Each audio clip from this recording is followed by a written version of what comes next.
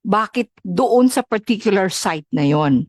So, ang fear ko lang po, I mean, in my personal apprehension is, if in case yung pong mga samples that they will be submitting to DENR will prove that it is really very rich, that particular area and that particular town is rich in minerals, whatever it is, copper, ore, or gold. Eh baka ako sa susunod, iba namang mining company na naman ang mag-a-apply. May problema tayo ngayon na masosolve. Eh baka naman po after a few years, meron na naman papasok.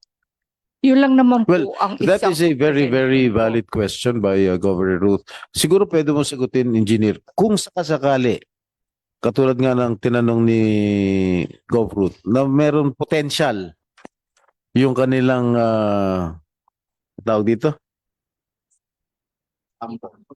Yung samples. Kung meron talaga potential yung samples nila.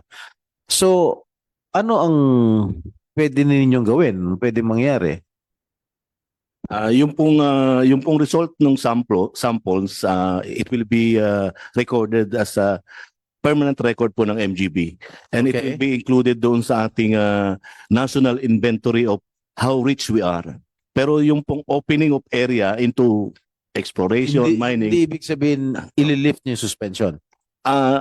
Not necessarily. Hindi po. We will follow po yung due process po kung And ika-cancel namin. please exercise due diligence. And due diligence po. Alright. Yes po. All right. So that ends our discussion for today. Siguro by the end, before we adjourn, before Congress adjourns this month, siguro I will come out with a committee report with regard to this issue. Okay?